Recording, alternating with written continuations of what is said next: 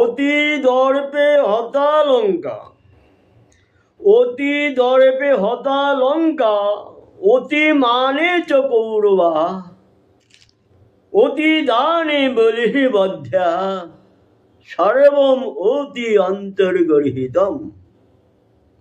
মানে কি হলো? অতি দর্পে হতা লঙ্কা,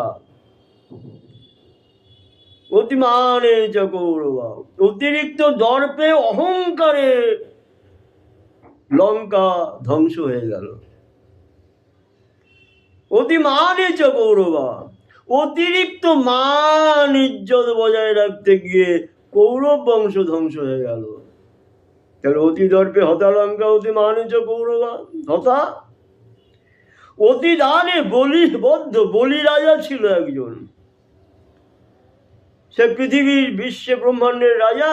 সে ভাবলো আমার তো অনেক কিছু আছে, যে চাইবে দিয়ে দেবো। দান ধ্যানে একেবারে অস্থির হয়ে গেল।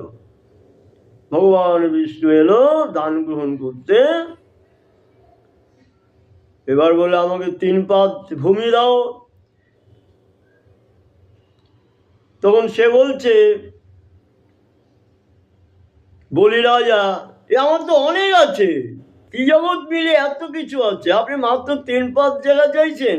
বলে আমি 3 পাদ দিলেই হবে। ঠিক আছে, আপনাকে 3 পাদ দিয়ে দিলাম, 3 পাদ ভূমি। সে তো জানতো না বিষ্ণু এসছে ব্রাহ্মণ রূপে। তিনি 3টে পা বের করে দিয়ে 1 পা মাটিতে রাখলেন, 1 পা আকাশে ঠেকিয়ে দিলেন। এবার আরেকটা পা ঝুলছে। বলে এই পাটা কোথায় রাখবো? যেই জায়গা দাও। তোর মাটি আর আকাশ তো দখল করে নিলাম, এবার জায়গা দাও, 3য় পাটা কোথায় রাখবো? বলি রাজা মাথা পেতে দিল, তার মাথার উপরে বিষ্ণু 3য় পাটা রাখলো।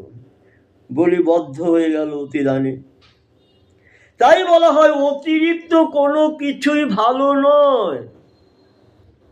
অতি অহংকার, অতি চুরি, অতি দেমাগ, অতি বাড়াবাড়ি, অতি অসভ্যতামি, অতিরিক্ত আন্দোলন, অতিরিক্ত জিন্দাবাদ, না বুঝে না সুঝে ভালো মানুষদের পেছনে কাঠি দেওয়া, এই অতিরিক্ত জিনিসগুলো টেকে না, লাস্টিং করে না, মাঝখানে স্লিপ খেয়ে তাপাস হয়ে যায়। তাই মনে রাখবেন, অতি দর্পে হতা লঙ্কা, অতি মানে চ কৌরবা, অতি দানে বলির বদ্ধ, সর্বম